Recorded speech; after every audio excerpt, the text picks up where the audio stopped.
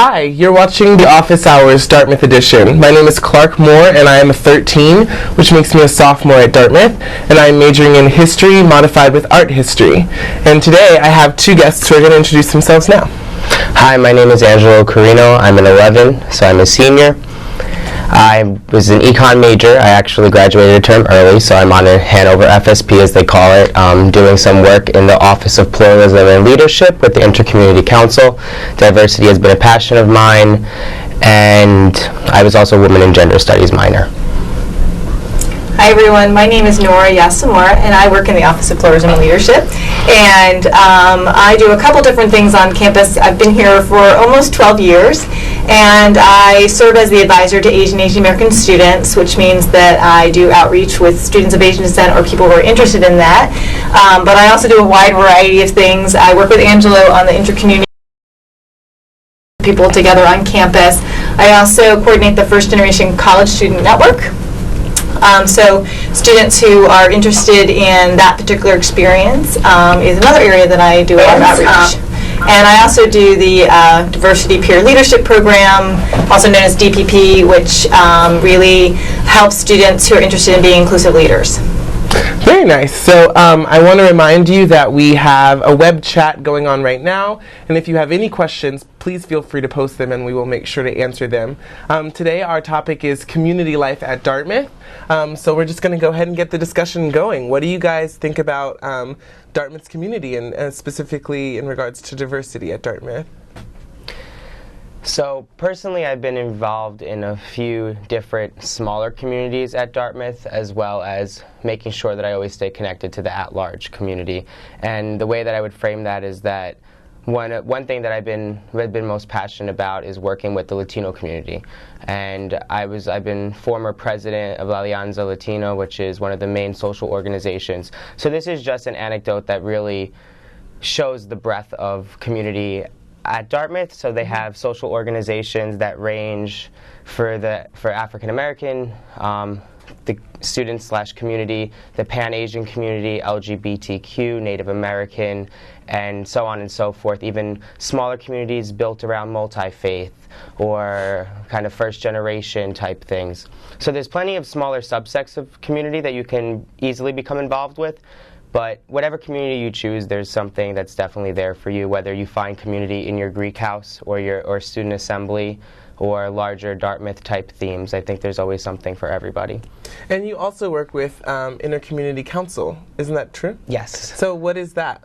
So the Intercommunity Council actually is a perfect representation of community at Dartmouth. It takes 12 liaisons, each person representing, or not necessarily representing, but being a liaison to a different community at Dartmouth. So most of them I named, but we even have communities based on socioeconomic status, women's and men's issues-based communities, international student communities, and so on and so forth. So there's 14 of us total on the Intercommunity Council. We come together once a week to discuss issues of diversity and equity on campus and make sure that there's always dialogue and conversation being built between all of these communities. Very nice. And Nora, so what do you do with OPAL, Office of Pluralism and Leadership? Can you tell a little bit about that? Sure. And there's actually a whole office of people who do different things on campus, and I think probably what's really helpful about this sort of general work that the Office of Pluralism and Leadership does is that we serve as a central resource for the community, the undergraduate student community who are interested in topics related to gender, race, culture, socioeconomic class, and sexuality. And so there are students who are really interested in learning more about that because that's their personal experience and they want to explore that. I think college is a great time to kind of figure out, who am I and what are my values, how was I brought up in a way and how do I make sense of that. It's a great way to kind of, as you're exploring that, to figure out how does that relate to the things I'm studying. And then, of course, when you're in a residential college like Dartmouth, it's a really fabulous opportunity to figure out that you're going to be exposed to lots of different things. So you're going to have a roommate who's from a different country or from a different part of the region in the United States, and but people want to make sense of that. And so a lot of times people are really excited to do things where we're doing dialogues. And so students sign up and they have an opportunity to think about social identity and how it impacts their everyday lives, but also their academic and their career choices and other things. And so we really facilitate opportunities for students to do that. Everything's done that we do is on a volunteer basis. One of the things, I myself is a multiracial and somebody who really always believed it's really important for people to have opportunities to explore in a way that's not judgmental, that kind of allows for us to think about these social identities as a spectrum.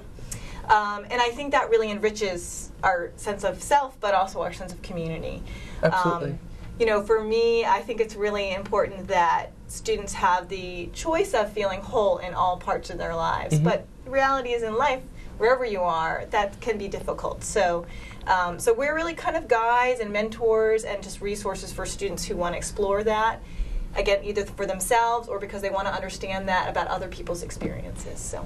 Very nice. Well, one of the things that I think is so nice about Dartmouth is, and one of the reasons I chose to come to Dartmouth was the diversity of the community, which we've been talking about. But, and we've talked a lot about racial diversity, or we've talked a little bit about racial diversity.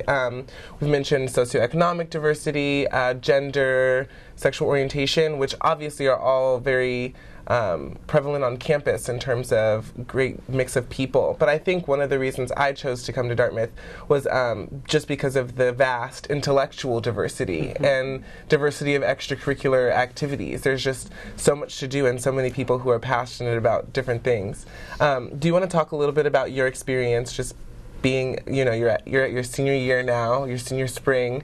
I want to talk a little bit about your experience just being a Dartmouth student and feeling a part of this community? Sure. So I think that's been one of the most enriching parts of my Dartmouth experience, and probably outside of academics, the thing that I have focused on the most and has been most important to me, and that's because though we do have cultural studies departments and programs here, sometimes it's a wonderful thing to be able to take that knowledge and make it applicable to the real world and to your interactions that you have with students on campus.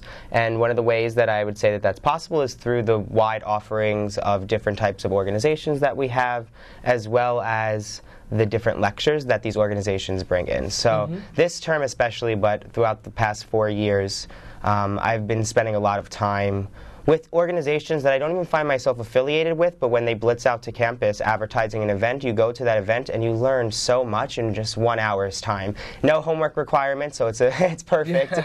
You just get to go listen to a lecture. Tonight I'm going to one at 7 o'clock about masculinity. Yeah. And this weekend I'll be attending Dartmouth's annual Native American powwow dance competitions. I mean, not competition, but Native dance kind of Showcase, thank you. So nice. always things like that. Culture nights from different communities, dance shows, step shows. Every organization, you never have to be a part of it, but it's almost open to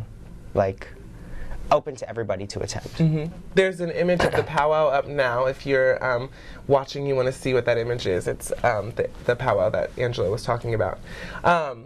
And I think another thing that's really great about the Dartmouth community as a whole is that while there are these kind of pockets or subsects of the community that we've kind of been mentioning, they don't operate independently of the larger community, and they aren't viewed as separate from, but rather integrated as a part of that creates this larger Dartmouth community, which is where the campus-wide events come in with like traditions and Dartmouth events. So do you want to talk a little bit about Dartmouth traditions that you've experienced through your years? I'll get into traditions in just 1 second, but you made me think of this week is Pride Week, for example. Absolutely. Right? And though you'd think that would only hit on a certain, small Pride to celebrate LGBTQ pride and kind of the strides that we've made to be an accepting campus and world, or country at least, for students of all sexuality spectrum. But on campus we have a whole week dedicated to this with different events, and last night they had a really great showcase called Transform. It was just about gender, binary gender, or lack thereof, or trying to bridge that. But how many people came? So many people, Yeah. like 100 people that definitely don't identify with that community. So that's the kind of things that we have, especially in terms of these campus-wide events and traditions. So every term we have our big celebration. In the fall we have homecoming, and homecoming has the bonfire, and all the freshmen, when you decide to attend, will get to run around the bonfire and celebrate in hundreds of years worth of tradition and kind of just like a homey feeling of Dartmouth community. In the winter, we have Winter Carnival, with, fresh with snow sculptures and different types of winter events like the Polar Bear Swim, getting down into your bathing suit and jumping into an iced pond. And then this term, we have our Green Key celebration, which is just very spring-focused with different outdoor sports and celebrating the nice warm weather that we've finally been blessed with. Yeah. Very nice. Can I add? Yes, absolutely. I was just going to say that I think one of the things that I think is really cool about Dartmouth is that, and the work that I get to do, which is very student-centered and help to plan a lot of these things, is that Dartmouth really gives students the opportunities to take an idea and move it through all its different sort of stages. And I know, because I've worked with Angelo quite a lot, I had the opportunity, the privilege to do that, is sort of hearing students. I mean, the amount of students that have started groups, who've really sort of said, I'm Vietnamese, and I really want to connect with others, and I want to share and celebrate my culture, and I want to have opportunities to further understand what that means to me.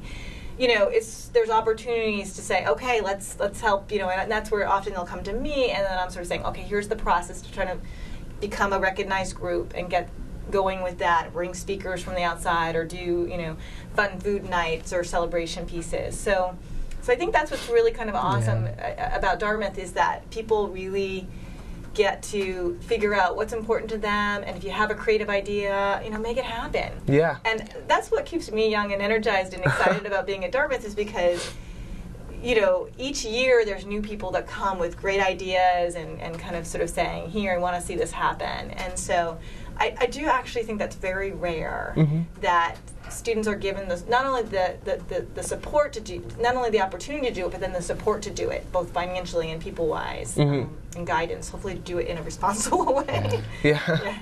Absolutely. No, it's really great to hear that you're saying that. I think that one of the things that's unique about Dartmouth is, like you were saying, students really have that opportunity to create something if they don't see, if they don't see it there. Right. And Pride came around like that. I mean, yes. I think this is the 5th year they've done that, and that was really student initiated and has really grown to be a real, kind of important campus tradition now. And I had the pleasure of working with Nora last term, actually creating our own tradition through the ICC, where in the fall and spring terms you have these panel showcases of upper class men and women called Men and Women of Dartmouth, where they share their experiences through the past 4 years. It's a very profound, wonderful event, and there was never anything in the winter term, and we created an annual event called People of Dartmouth that I'm sure everyone will see next winter, and that's how a tradition becomes. You have this passion. It's funny, I was talking to the first family weekend parents last weekend, and they were talking about how to use extracurriculars to boost your resume, and I was like, you almost don't even need to, because you're going to find something you're passionate about no matter what, and then it gets to go on your resume. So yeah, no, that's absolutely true. And another way that you can be part of these different communities is through your living space, through various affinity housing programs. For instance, I lived on the gender neutral program floor in the fall term, and got the opportunity to discuss gender at Dartmouth, but also gender in in our country and in our society, which was very interesting. And then this term, I'm actually living in Qatar Shabazz, which is the intellectual center for African American affinity housing. Do you have any experience with affinity housing, or? Actually, I think I've lived in almost every type of so I lived in Greek housing. Okay. I lived in society housing, and I've lived in an affinity program for over a year. Okay. So I lived in the Latin American, Latino, and Caribbean Studies house, so the Lilacs House, as they call it.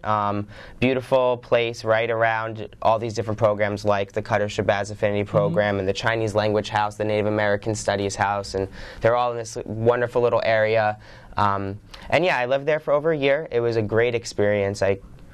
How do you kind of just building community in a really, really like raw, what community is type way, like living together, having meals together, having conversation together around issues that are pertinent to what a Latin American house is, like culture and identity around Latinos, but also whatever the conversation is that you'd like. It's building a friendship and family, food, culture, language, everything that community kind of, the buzzwords that would spark in someone's head around community is facilitated in these programs. You have UGAs that are trained to make this living space a unique one where you kind of, you really get to be part of that small kind of campus, a smaller representation of campus all living together. And Nora, you've advised some of them before. I think what's really cool about this concept of affinity houses, I think it's kind of an example of Dartmouth taking in the classroom, like you're sort of saying, the intellectual diversity pieces, making it accessible to any student. Any student can live in these houses if you're interested in the topic. So if you're interested in African American studies or African American issues, you don't have to be African American, you can live there. Exactly. Absolutely.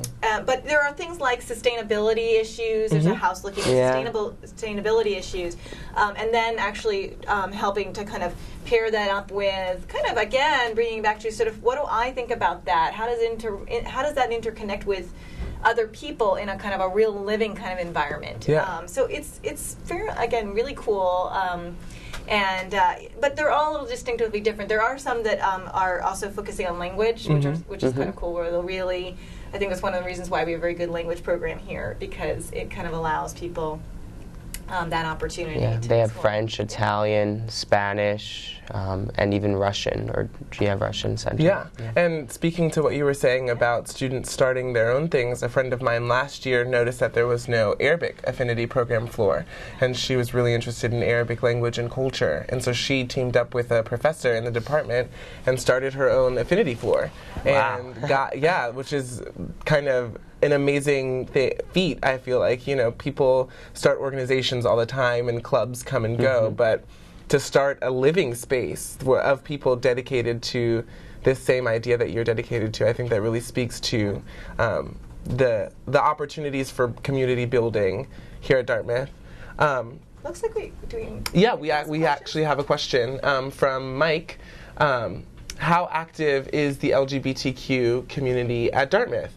That's a really great question, Mike. I can say that the LGBTQ community at Dartmouth is really active through various programs. GSX, which is our Gender Sexuality XYZ is what it's called. It's kind of a group that deals with lesbian, gay, bisexual, transgender, queer, and ally issues at Dartmouth by talking within themselves and finding ways to reach out to the community. So I remember I sat on a panel when we had lunch with President Kim talking about different aspects of the community that could be changed, and recognizing how far we've come and seeing the things that we could change to make it better. And President Kim was extremely responsive, and he said, give me a timeline and give me a to-do list, and I will make sure that it happens for you. So that's GSX. There's also Outreach Peer Mentors, which is a program that a friend of mine started recently, actually. It's a program. It's a program kind of modeled after some of the other mentoring programs on campus, like Link Up for Women, which pairs underclassmen women with upperclassmen women for just tips on navigating Dartmouth. And so it's kind of that same kind of idea. LGBTQ students that come in get paired with LGBTQ upperclassmen and talk about LGBTQ issues and talk about their lives and just help them navigate college. And I feel like sometimes the mentoring doesn't even have to be surrounding sexuality at all. It could just be like, I need help picking my classes, you're an upperclassman. So that's a program that works to really connect underclassmen with upperclassmen. I think informally there's with LGBT students as well as any students, there's these wonderful support networks and community and mentorship that takes place between upperclassmen and underclassmen. Yeah. And also just to highlight on that piece around the fact that it's I think one of the things, the reason why my office was created is because the college really recognizes that it shouldn't fall upon students who are exploring their, sexual orientation, identity, to have to educate their peers. It's supposed to be something which people get the opportunity to do for themselves and then share it when they want to.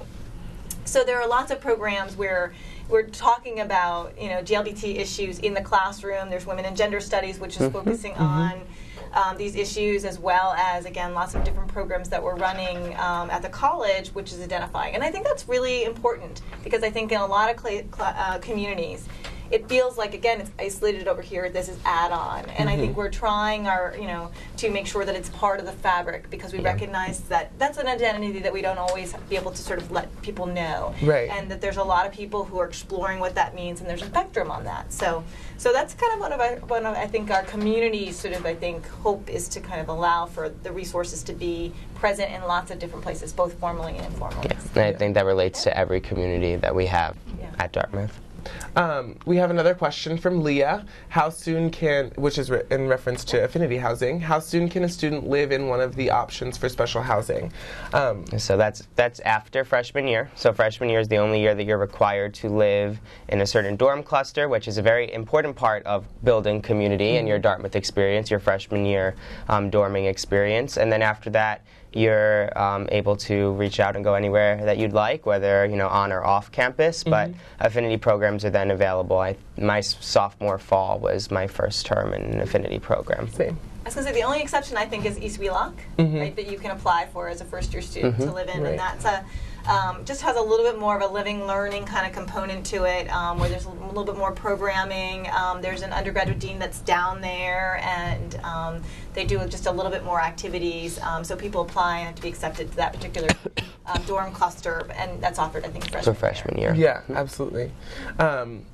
Yeah, I think, do you want to talk a little bit more about, you touched on the freshman living experience, but that's a very uniquely Dartmouth experience. Do you want to talk a little bit more about that? So UGAs are undergraduate advisors, but specifically within the UGA program, there are freshman floor UGAs, and it's called the FIRE program, the first year residential experience, because it really is a first year experience that they build for you. So what that will entail is, especially in your first terms when you're getting more accustomed to what Dartmouth is, weekly meetings with your entire freshman floor and your UGA, and different programs every week. So we had different student groups come in, sometimes perform, sometimes give us information about how to navigate Dartmouth on off terms and LSAs, language study abroads, and different exchange programs. Career services come in and give you kind of like, what are internship experiences like? How can you navigate getting funding and that type of thing, as well as kind of your UGA guiding you through what the D plan looks like and how to plan for your major and your minor, and as well as kind of like different groups like Mentors Against Violence, or kind of like Sexperts, or different groups that do peer advising around drug and alcohol, sexual expression or violence, come in and talk to you about different scenarios at Dartmouth and how to navigate the community. So they constantly providing you with resources your freshman year, and then fun opportunities. So your UGAs will plan trips to the bell tower, or the underground tunnel tour, or going to the organic farm, or just a dance party on the weekend. So it's your freshman floor mates will probably be your closest friends for me until this very day. Yeah, absolutely. And I think that this idea of building community and kind of having tons of resources is very, very specific to Dartmouth. Just this idea of, if you need anything, there are numerous people you can go talk to. You were talking about how you're the advisor to Asian American students. You have deans and community directors, undergraduate advisors, mentors through organizations, friends who you just meet, and they can help you out too. So I feel like one thing that's really important about the Dartmouth community is the fact that we recognize that it's kind of scary going into college, so we have so many safety nets for people who might get a little nervous. Well, I want to thank you guys for being with me today. Thank you. Visit our website, dartmouth.edu/admissions, for videos, blogs, pictures, and frequently asked questions to learn more about Dartmouth. And every Thursday, join us at 6 p.m. Eastern for the Office Hours Student Edition, where you can ask us any questions you may have. If you're planning a visit to campus, check out our tour and information session schedule available online, and stay tuned each month for more news from Dartmouth Admissions. Thanks. Have a great day. Take care. So.